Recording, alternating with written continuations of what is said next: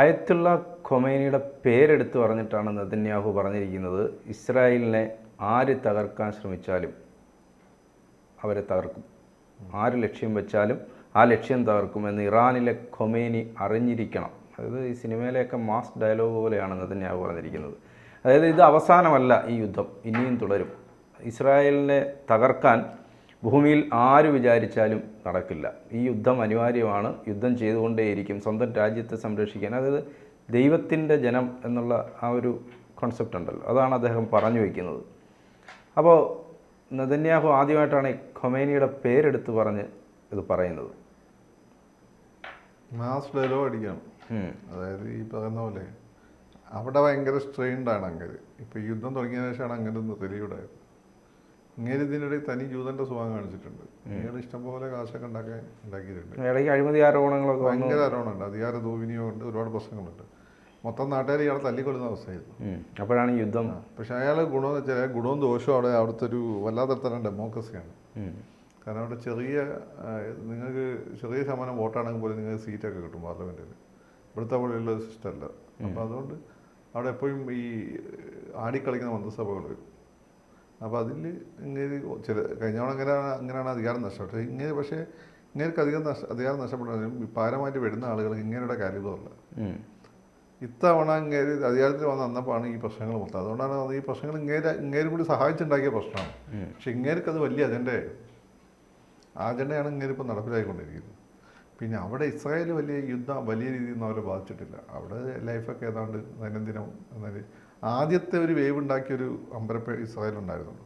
ഇപ്പോൾ അവരത് ബാധിക്കുന്നില്ല. മാത്രമല്ല ഇസ്രായേലിക്ക് ആർക്കും അങ്ങനെ എളുപ്പം പൊട്ടിക്കാനും പറ്റില്ല. ഇതൊക്കെ ഒരു ജാവേദൊക്കെ പൊട്ടി ചെറിയ എന്തെങ്കിലും ഉണ്ടാക്കുന്ന പണ്ടത്തെ പോലെ അല്ല. അവരുടെ ചെറിയ രാജ്യമാണ്, ബോർഡറുകൾ വളരെ പവർഫുള്ളാണ്. അതുകൊണ്ട് ഇസ്രായേലിൻ്റെ ഉള്ളിൽ വലിയ പ്രോബ്ലംസ് ഇല്ല. അപ്പോൾ അതുകൊണ്ട് ഖൊമൈനി കുറേ കാലമായിട്ട് ഇങ്ങനെ ഇസ്രായേൽ എന്ന് വന്നുകൊണ്ടിരിക്കുകയാണല്ലോ. നമ്മൾ പലപ്പോഴും പറഞ്ഞ പോലെ ഈ പൊപ്പക്കാരൻ്റെ ഭാഗത്തിൻ്റെ ഭാഗം ഞങ്ങൾ ഇന്ന് തറക്കും, നാളെ തറക്കും, ഇന്ന് തേങ്ങ ഒടിക്കും, മറ്റന്നാൾ ഉടയ്ക്കുമെന്ന് വന്നുകൊണ്ടിരിക്കുന്നു. അപ്പം മൂപ്പര് തിരിച്ചൊന്ന് പറഞ്ഞ് അതൊന്ന് കൃത്യമായിട്ടൊരു മെസ്സേജ് കൊടുത്താണ്. അങ്ങനെയാണെങ്കിൽ ഈ ഖൊമൈനി തിരിച്ചു പറയട്ടെ. ഈ ലെബനിൽ കയറി ഹിസ്ബുള്ളയ്ക്കെതിരെ പ്രത്യാക്രമണം നടത്തിയതിന് ശേഷമാണ് ഇദ്ദേഹം ഈ പ്രസ്താവന നടത്തിയിരിക്കുന്നത്. ഇസ്രായേൽ അവിടെ വ്യോമാക്രമണം നടത്തി ലെബനിൽ ഹിസ്ബുള്ളയ്ക്കെതിരെ. അതിനുശേഷമാണ് ഇദ്ദേഹം നെതന്യാഹു ഖൊമൈനിയുടെ പേരെടുത്ത് പറഞ്ഞ്, അതായത് ഇതിൻ്റെ എല്ലാം പിന്നിൽ കളിക്കുന്നത് ഇറാനാണെന്ന് ഞങ്ങൾക്ക് വ്യക്തമായി അറിയാം, പക്ഷേ ഞങ്ങൾ പരസ്യമായി പറയാതിരുന്നതാണ്. അതാ ഇപ്പോൾ പേര് പറഞ്ഞിരിക്കുന്നു. അല്ല, ഇതിൻ്റെ കാര്യം ഇറാന് രണ്ട് രീതിയിലാണ് ആലോചിച്ചത്. ഒന്ന് നേരിട്ട് അറ്റാക്ക് ചെയ്യുക. നേരിട്ട് അറ്റാക്ക് ചെയ്ത് 8-നെ പണിയിട്ടെന്ന് പറയും. അതുകൊണ്ടാണ് ഇവർ പറഞ്ഞത് ഇറാൻ അറ്റാക്ക് ചെയ്തിരിക്കുന്നു. വെറുതെ ഇവിടെ ചുവപ്പ് കൊടിയൊക്കെ ഉയർത്തി. അല്ല, ഇവിടെ ഓരോരുത്തർ ഭയങ്കര ആഘോഷമായിരുന്നില്ല അടിച്ചടിച്ചെന്നു. ഇറാനില്ല. അത് മനസ്സിലാക്കിയാണ് അവർ പ്രോക്സിനെ ഹിസ്ബുള്ളനെ ഉപയോഗിച്ചത്. ഹിസ്ബുള്ളനെ പിന്നിൽ ആരാന്ന് ലോകത്തിന് എല്ലാവർക്കും അറിയാം. ഹിസ്ബുള്ളനെ നശിപ്പിക്കണേ പണ്ടേ പറ്റിയിരുന്നത് ഇവർ വെച്ചുകൊണ്ടിരുന്നത് ഇവരുടെ ആവശ്യത്തിന്. ഇപ്പോൾ അത് ഏതാണ് നശിപ്പിക്കുന്ന അവസ്ഥയിലേക്ക് അവർ പോയി. ഓൾ ഔട്ട് അറ്റാക്കാണ് ഹിസ്ബുള്ളയുടെ ഇതിനെതിരെ, പിന്നെ ഹിസ്ബുള്ളക്കെതിരെ ഇസ്രായേൽ നടത്തിക്കൊണ്ടിരിക്കുന്നത്. അപ്പോൾ ഇനി അധികം കളിക്കേണ്ടെന്നുള്ളത്. പിന്നെ ബേസിക്കലി ഇസ്രായേലും ഇറാനും തമ്മിലൊരു പ്രോബ്ലം ഇല്ല, അങ്ങനെ വരേണ്ട കാര്യമില്ല. കാരണം ഇവർ അറബ് സ്റ്റേറ്റ് അല്ലേ, ഇവർ അറബികളായിട്ടാണ് പ്രശ്നം. മാത്രമല്ല മുമ്പ് ഈ പറയുന്ന ബാബിലോണിയക്കാരൊക്കെ ഇവരെ അടിമകളാക്കി കൊണ്ടുപോയപ്പോൾ ഇവർ സ്വാതന്ത്ര്യം കൊടുത്ത സെർസസ് എന്ന് പറയുന്ന ഇറാനിയൻ രാജാവാണ്. ഇവർക്ക് ഭയങ്കര റെസ്പെക്റ്റാണ് സത്യത്തിൽ, ഭയങ്കര കടപ്പാടുള്ള രാജ്യമാണ് ഇറാൻ. പക്ഷേ ഇറാനിൽ ഇപ്പോഴത്തെ ഭരണകൂടം ഒരു കാര്യമില്ലാണ്ട് അവരെ ശത്രുക്കളാക്കുന്നതാണ്. ഇസ്ലാമിൻ്റെ പേരും പോകുന്നുണ്ട്. ഇവരങ്ങനെ ഇവരെ ശത്രുവാക്കേണ്ട ഒരു ആവശ്യമില്ല. കാരണം എന്ന് വെച്ചാൽ ഒന്ന് ഇസ്രായേലിൻ്റെ ശത്രുക്കൾ ഇവരുടെ മെയിൻ ശത്രുക്കളാണ്. ഇറാൻ്റെ സൗദി അറേബ്യ പോലുള്ള രാജ്യങ്ങൾ ഇവരുടെ മെയിൻ ശത്രുക്കളാണ്. രണ്ട്, മുസ്ലിങ്ങളെ അനുഭവിക്കുന്ന ഇസ്രായേൽ ഉള്ളതുകൊണ്ട് മാത്രമൊന്നുമല്ല, അവിടെ ഓൾറെഡി ഇത് പരസ്പരം അടിയാണ്, തമ്മിലടിയാണ്. യമനും സൗദി അറേബ്യയൊക്കെ തമ്മിലടിയാണ്. അപ്പോൾ ഇസ്രായേലല്ല, ഈ ജൂതന്മാരല്ല ഇസ്ലാമിൻ്റെ മെയിൻ ശത്രു. ഇസ്ലാമിൻ്റെ മെയിൻ ശത്രു അതിൻ്റെ ഉള്ളിലുള്ള ആളുകളൊക്കെ തന്നെയാണ്. അതായത് മുഹമ്മദ് നബിയുടെ മരണശത്തിന് ശേഷം ഈ മതത്തെ നിരന്തരമായി ഹൈജാക്ക് ചെയ്തുകൊണ്ടിരിക്കുന്ന ആളുകളുണ്ട്. അവരാണ് ഈ മതത്തിൻ്റെ ശത്രു. അല്ലാതെ ജൂതന്മാരോ ക്രിസ്ത്യാനികളോ ഒന്നല്ല ഈ മതത്തിൻ്റെ ശത്രു. പിന്നെ സ്വാഭാവികമായിട്ടൊരു മതം ഉണ്ടായി വരുന്ന സമയത്ത് പൊളിറ്റിക്കലായിട്ട് യുദ്ധങ്ങളൊക്കെ ഉണ്ടാവും. അതാണ് ജൂതന്മാരും ക്രിസ്ത്യാനികളായിട്ടുള്ള യുദ്ധം. ഇറാനെ സംബന്ധിച്ചിടത്തോളം ഇറാൻ ഏറ്റവും വലിയ ശത്രു സൗദി അറേബ്യയാണ്.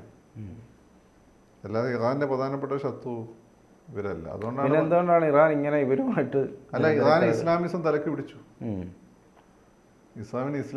ഇസ്ലാമിസം അങ്ങ് തലക്ക് പിടിച്ചിരുന്നു. ഇറാനിൽ വിപ്ലവം നടത്തി അമേരിക്കൻ എംബസി പൂട്ടിച്ചപ്പോൾ ഇവർ വിചാരിച്ചെന്ന് വെച്ചാൽ ലോകത്തിന് എന്ത് നടക്കും എന്നുള്ള ആ ഒരു പിന്നെ എന്താ പറയുക, ആ ഒരു ഹൈപ്പിലാണ് ഇവർ ജീവിച്ചുകൊണ്ടിരിക്കുന്നത്. അത് അവിടെ നടന്നു വിചാരിച്ചാൽ അതിൻ്റെ ബോർഡറിന് പുറത്ത് കിടക്കും. അതാണ് ഒരു പ്രധാനപ്പെട്ട കാര്യം. അപ്പം ഈ പറയുന്ന ദിവാസ്വപ്നങ്ങളാണ് ഇറാൻ ഇതുകൊണ്ട് തന്നെയാണ് പണ്ട് ഈ പറയുന്ന ഷായുടെ കാലഘട്ടത്തിൽ ഇസ്രായേലായിട്ട് നല്ല ബന്ധമായിരുന്നു. ഷാൻ്റെ പോളിസിക്ക് വളരെ കൃത്യമായിരുന്നു. ഷാനെ ഇവർ മതത്തിനെ ഉപയോഗിച്ചിട്ടാണ് ഷാനെ തകർത്തത്. അമേരിക്ക എന്ന് തോന്നുന്നു സോവിയറ്റ് റഷ്യൻ്റെ സഹായം കിട്ടി. എന്നിട്ട് ആദ്യം അവർ കൊന്നത് കമ്മ്യൂണിസ്റ്റുകാരാണ് അവിടുത്തെ. അത് നെയ്പ്പോൾ അയാളെ പുസ്തകത്തിൽ എഴുതി വെച്ചിട്ടുണ്ട് എങ്ങനെ നടന്നതെന്നുള്ളത്. പക്ഷേ ഷായുടെ സമയത്ത് അവിടെ പട്ടാളത്തിന് അങ്ങനെ എളുപ്പം നിങ്ങൾ വിപ്ലവം ചെയ്യിച്ചത് മാറ്റാൻ പറ്റില്ലല്ലോ. ലെനിൻ റഷ്യയിൽ വിപ്ലവം നടത്തി കഴിഞ്ഞാൽ പട്ടാളത്തെ മാറ്റിയില്ലല്ലോ. ആ പട്ടാളം തന്നെയാണ് പിന്നെ നോക്കിയത്. ഈ പട്ടാളത്തിൽ മൊസാദ് അന്നേ നോഞ്ഞു കയറിയിട്ടുണ്ട്. അവർ മിണ്ടാതിരുന്നതാണ്. അവർ മിണ്ടാതെ അവർ സ്ലീപ്പിംഗ് സെല്ലുണ്ട്. ഷായുടെ കാലത്ത് നല്ല ബന്ധമായിരുന്നല്ലോ. അപ്പം മൊസാദിന് ഇതൊക്കെ മുൻകൂട്ടി അവർ കണ്ടിട്ടുണ്ടാവും. അവരത് എസ്റ്റാബ്ലിഷ് ചെയ്തിട്ടുണ്ട്. അങ്ങനെയാണ് ഈ ഷായുടെ അണ്ടറിലാണ് പിന്നെ ഈ മൊസാദിൻ്റെ പ്രവർത്തനം അവിടെ തുടങ്ങുന്നത്. അതിപ്പം വളരെ സജീവമാണ്. ഇത് അറിയുന്നതുകൊണ്ടാണ് ഈ വർത്തമാനത്തിൽ അപ്പോൾ ഇസ്രായേൽ ഇറാൻ ഒരു സ്റ്റെപ്പ് വെക്കാത്തത്. ഇറാൻ ഇപ്പം ചെയ്യേണ്ടതെന്ന് വെച്ചാൽ ഇറാൻ ഈ പറയുന്നതിനെ മാതിരി ഇതിൻ്റെ ഈ ഒരു എന്താണ് യുഫോറിയ ഉണ്ടല്ലോ, വിപ്ലവം ചെയ്യിച്ചേ, അതൊക്കെ ഇനി മാറ്റി നിർത്തിയിട്ട് അവിടെ കുറച്ച് ലിബറലൈസ് ഒക്കെ ചെയ്തുകൊണ്ട് ഈ പറയുന്ന അമേരിക്കയും ഇസ്രായേലായിട്ട് ബന്ധം മെച്ചപ്പെടുത്തിയാൽ മതി. ഇസ്ലാമിന് താക്കണമെന്ന് അവർക്ക് വേറെ അജണ്ടയൊന്നുമില്ല. ഇവർക്ക് ശല്യമാവില്ലെന്ന് അവർക്കുള്ളൂ. അമേരിക്കയ്ക്ക് അത് കഴിഞ്ഞ വേറെ അജണ്ട എന്നുള്ളതായിട്ട് എനിക്ക് തോന്നിയിട്ടില്ല. ഈ പറയുന്ന പോലെ അമേരിക്കയ്ക്ക് അവിടുത്തെ അവരുടെ അജണ്ട ഇസ്രായേലായിരുന്നു. അതവിടെ സ്ഥാപിച്ചിരുന്നു. ഇന്ത്യൻ ഉപഭൂഖണ്ഡത്തിലാണ് അമേരിക്കയ്ക്ക് ഇപ്പോൾ അജണ്ടയുള്ളത്. അവർക്കൂടെ രാജ്യം വേണം. പാകിസ്ഥാനെ വെച്ച് അവർ വിചാരിക്കുന്ന പോലെ അവർക്ക് പാകിസ്ഥാനെ വെച്ചിട്ട് കളിക്കാൻ പറ്റില്ല. അല്ല, അവിടെ വേറെ അജണ്ടയൊന്നുമില്ല. ഇറാന് ബോധം ഇപ്പോൾ സൗദി അറേബ്യ തന്നെ ഒരുപാട് റിഫോംസ് കൊണ്ടുവന്നു. സ്ത്രീകൾക്കും പുരുഷന്മാർക്കും ഒരുമിച്ച് യാത്ര ചെയ്യാം. ഒരുപാട് റിഫോംസ് അവർ കൊണ്ടുവന്നല്ലോ. മുഹമ്മദ് ബിൻ സൽമാൻ ഇങ്ങനെയുള്ള കുറേ റിഫോംസ് ഒക്കെ കൊണ്ടുവന്നിട്ട് അമേരിക്കയായിട്ട് ഫ്രണ്ട്ലി റിലേഷൻഷിപ്പ് എസ്റ്റാബ്ലിഷ് ചെയ്ത് ഇറാനുമായിട്ടുള്ള ബന്ധങ്ങളൊക്കെ ഒന്ന് മെച്ചപ്പെടുത്തി ഈ ന്യൂക്ലിയർ പരിപാടി നിർത്തിവെച്ച് ആ മര്യാദയ്ക്ക് പോയാൽ മതി. അല്ലെങ്കിൽ ന്യൂക്ലിയർ ആയുധങ്ങൾ പെട്ടെന്ന് ഉണ്ടാക്കിയെടുക്കണം. അങ്ങനെയാണെങ്കിൽ ഈ നോർത്ത് കൊറിയ പോലെ നിങ്ങളെ ആക്രമിക്കാൻ ആളുകളൊന്നും മടിക്കും. അതത്ര എളുപ്പമല്ല. There are always under the scanner. എത്ര കാലമായി അവർ ശ്രമിക്കുന്നു. അതെ.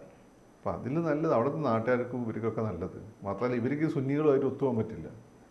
ഈ സുന്നികൾ ഇവരെ ഇവിടെ എപ്പോട്ട് കുത്തിയെന്ന് വെച്ചാൽ മതി. അപ്പോൾ ഈ പറയുന്ന വെസ്റ്റേൺ വേൾഡുമായിട്ട് ഒത്തുപോകുന്നതാണ് നല്ലത്.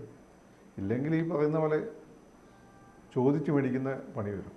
അതായത് നമ്മളീ പറയുന്നത് വിശാല ഇസ്രായേൽ എന്ന് ഞാൻ പറഞ്ഞല്ലോ. അതിൽ പക്ഷേ ഇറാനില്ല. ഇറാനൊക്കെ കൂട്ടുന്നില്ല. അതിൽ പണ്ടത്തെ ഫെർട്ടൈൽ ക്രസന്റ് എന്ന് പറഞ്ഞിട്ട് ആഫ്രിക്ക വിട്ട് ഏഷ്യ വരെയുള്ള ഫലഭൂഷ്ടമായ ഭൂമിയുണ്ട്. ജെറൈക്കോ സിവിലൈസേഷൻ. അതാണ് നമ്മളെ ഇങ്ങേര് പണ്ട് ജോഷ്യ കത്തിച്ച് കളഞ്ഞത്. എന്നിട്ട് അവിടെ മുപ്പര് ഈ പറഞ്ഞ ജൂതന്മാരെ ഉണ്ടാവുന്നതുകൊണ്ടിരുന്നു. ജൂതന്മാരെ ആദ്യം വരുന്നത് ഇയാളുടെ സമയത്താണല്ലോ, എബ്രഹാമിൻ്റെ. Abraham basically ഇറാഖുകാരനാണ്. അതിൽ ഉരവ് എന്നുള്ള ദേശക്കാരൻ. പിന്നെ അവിടെ വന്ന് അവിടെ അങ്ങ് താമസം തുടങ്ങിയാണ്. അന്ന് അവിടെ കുറേ നാട്ടുകാർ ജീവിക്കുന്നുണ്ട്. അല്ലാതെ ആ നാട് അവരെ നാടൊന്നല്ല. അവർ ബേസിക്കലി ഇറാഖിന്ന് വന്ന ആളുകളാണ്.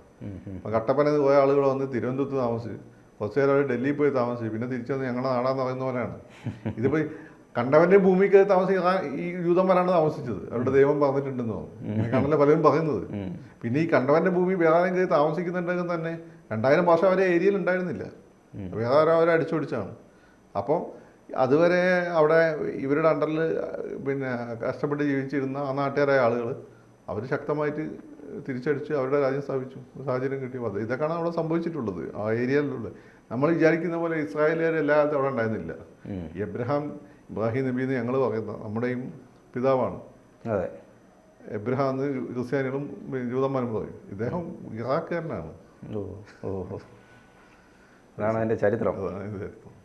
അതായത് ഇദ്ദേഹം പറയുന്നത് ഈ യുദ്ധം ഇസ്രായേൽ തുടങ്ങിയിട്ടേ ഉള്ളൂ. ഏറെക്കാലം ഇത് തുടരുവാനുള്ള കരുത്തും ഇസ്രായേലിനുണ്ട്. ഞങ്ങൾ യുദ്ധം നിർത്തിയാൽ ഇസ്രായേലിൻ്റെ രാജ്യം പിന്നെ ഭൂമിയിൽ ഉണ്ടാവില്ല, ജനങ്ങളും ഉണ്ടാവില്ല. ഇറാൻ അല്ല, ഇദ്ദേഹം യുദ്ധം നിർത്തിക്കഴിഞ്ഞാൽ, കാരണം അവരെ സംബന്ധിച്ച് യുദ്ധം ചെയ്തുകൊണ്ടിരിക്കുക എന്നുള്ളത് അവരുടെ സുരക്ഷയ്ക്ക് ആവശ്യമാണല്ലോ. ഭീഷണികൾ ഇല്ലാതാവുമ്പോൾ ആ സമയം വരെ ഈ മഹായുദ്ധം തുടരും. അതിങ്ങനെ വിളിച്ചാൽ എൻ്റെ കാര്യങ്ങൾ ഇവിടെ ഓക്കെ ആവുന്നവരെ ഞാൻ ഈ യുദ്ധം തുടരും. അത്രേ ഉള്ളൂ. അതൊക്കെ വളരെ സബ്ജക്റ്റീവാണ്. മൂപ്പർക്ക് അവിടെ സേഫാക്കി എടുക്കണം. ഒരു ഓൾവേസ് അറ്റ് ദ ബാർ എന്നുള്ള ഒരു അന്തരീക്ഷത്തിലെ മൂപ്പര് സേഫ് ആവുള്ളൂ. അതിൻ്റെ ഉള്ള അവസാനമാണ്. യുദ്ധക്കൊതിയൻ എന്നാണെങ്കിൽ യുദ്ധക്കൊതിയല്ല, മൂപ്പര് സേഫാക്കി എടുക്കണം. കാരണം അങ്ങനെ ഇസ്രായേലിനോട് ഭയങ്കര കമ്മിറ്റ്മെന്റ് ഉണ്ട്, അത് സത്യമാണ്. പക്ഷേ ആ കമ്മിറ്റ്മെന്റിനോടൊപ്പം തന്നെ മൂപ്പര് പേഴ്സണൽ ഇൻട്രസ്റ്റ് ഉണ്ട്. ജൂതൻ ഇതൊക്കെ പറഞ്ഞിട്ടില്ല, ബൈബിൾ വായിച്ചാൽ ജൂതന്റെ തനി സ്വഭാവം മനസ്സിലാവും. ഇതുകൊണ്ടാണ് അവരുടെ ദൈവം ഇടക്കിടക്ക് അവരെങ്ങനെ ശിക്ഷിക്കുന്നത്, ഇവരെ തിരിച്ചു കൊണ്ടുവരും. പഴയ നിയമത്തിലുടനീളം ശിക്ഷകൾ കൊടുത്തുകൊണ്ട് ഇവര് ഒരിക്കലും നന്നാവാത്തൊരു ജനതയാണ്. സത്യത്തിൽ ഈ ഒരു ബാക്ക്ഗ്രൗണ്ട് ഉള്ളതുകൊണ്ടായിരിക്കാം മുസ്ലിംസിൻ്റെ ഇടയിലും ക്രിസ്ത്യൻസിൻ്റെ ഇടയിൽ പോലും പല സഭകളും പല വിഭാഗങ്ങളും തമ്മിൽ അടിയല്ലേ. ബേസിക്കലി ഇതിന്റെ ട്രഡീഷൻ ആണല്ലോ. അപ്പോൾ നമ്മൾ നോക്കുമ്പോൾ ജൂതന്മാരെ കണ്ടും കൂടുതൽ ക്രിസ്ത്യാനികളെ കണ്ടും ജൂതന്മാരായിട്ട് കൂടുതൽ അടുത്ത് നിൽക്കുന്നത് മുസ്ലിങ്ങളാണ്. അത് ബാങ്ക് വിളിയാണെങ്കിലും അവരുടെ പ്രാർത്ഥന ആണെങ്കിലും മതത്തോടുള്ള ഭയങ്കര താല്പര്യമാണെങ്കിലും ഒക്കെ നിങ്ങൾ നോക്കിയാൽ മനസ്സിലാവും. ക്രിസ്ത്യാനികൾ ഈ സെൻറ്റ് പോളിന് ശേഷം ഭയങ്കര ലിബറേറ്റഡ് ആയിട്ട് കുറച്ച് ലിബറൽ ആയിട്ടുള്ള ആളുകളാണ്. അതുകൊണ്ടാണ് സെൻറ്റ് പോളിന് അണ്ടറിലാണ് ഇതൊരു വലിയ ലോക മതമായിട്ട് ക്രിസ്ത്യാനിറ്റി മാറുന്നു. പോള് കുറച്ചും വിശാല മനസ്കതയുള്ള ആളായിരുന്നു. ഇപ്പോൾ ജീസസിൻ്റെ അനിയൻ ജെയിംസൊക്കെ ഭയങ്കര ഹാർഡ് കോർ ജൂതനായിരുന്നു. അവരൊക്കെ ആയിരുന്നല്ലോ ആദ്യത്തെ ആളുകൾ. അപ്പോൾ അവരൊക്കെ എന്ന് വെച്ചാൽ ഇത് ജൂതന്മാരുടെ ഇടയിൽ മാത്രം ഒതുക്കി നിർത്തണം ആഗ്രഹിച്ചൊരു മതമാണ്. എന്നിട്ട് ഈ സുന്നത്ത് കർമ്മക്കാർ ജൂതന്മാരുടെ ഇടയിലുണ്ടല്ലോ, അത് ഇതിൽ വേണമോ എന്നും ആഗ്രഹിച്ചിരുന്ന ആളാണ്. പക്ഷേ സെൻറ്റ് പോളാണ് ഇതൊക്കെ മാറ്റി മറിച്ചത്. എന്നിട്ട് ഇതിൻ്റെ എല്ലാവർക്കും സ്വീകാര്യമായിട്ടുള്ള ആർക്കും കടന്നു വരാവുന്ന ഒരു മതമാക്കി മാറ്റുന്നത് സെൻറ്റ് പോളാണ്. അപ്പോൾ സെൻറ്റ് പോളിൻ്റെ ഇടപെടലോട് ജൂതന്മാരുടെ സ്വഭാവം താരതമ്യേന ക്രിസ്ത്യാനികൾ കുറവാണ്. എങ്കിൽ പോലും ഈ ജീനിയോളജിയായിട്ട് ബന്ധപ്പെട്ട് രക്തബന്ധം അവിടെ കിടക്കുമല്ലോ. അതുകൊണ്ട് തന്നെ ഇപ്പോൾ എത്രമാത്രം സഭകളാണ്. മുസ്ലിംസിൻ്റെ ഇടയിലാണെങ്കിലും എത്രമാത്രം വിഭാഗങ്ങളാണ്, പരസ്പരം അടിയാണ്. ഇതിപ്പം ദൈവം എബ്രഹാമിനോട് പറഞ്ഞ പോലെ എബ്രഹാമിൻ്റെ പിന്തലമുക്കാർ ആകാശത്തിൻ്റെ നക്ഷത്രങ്ങളെ പോലെ അത്ര ആക്കിയിട്ടുണ്ട് ദൈവം. പക്ഷേ ഈ നക്ഷത്രങ്ങൾ പരസ്പരം തമ്മിലടിക്കാറില്ല, ബഹുമാനം ഭയങ്കര അടിയാണ്. കൂടുതൽ വാർത്തകളും വിശേഷങ്ങളും നിങ്ങളിലേക്ക് എത്താൻ ABC മലയാളം സബ്സ്ക്രൈബ് ചെയ്യുക, ബെൽ ബട്ടണും അമർത്തുക.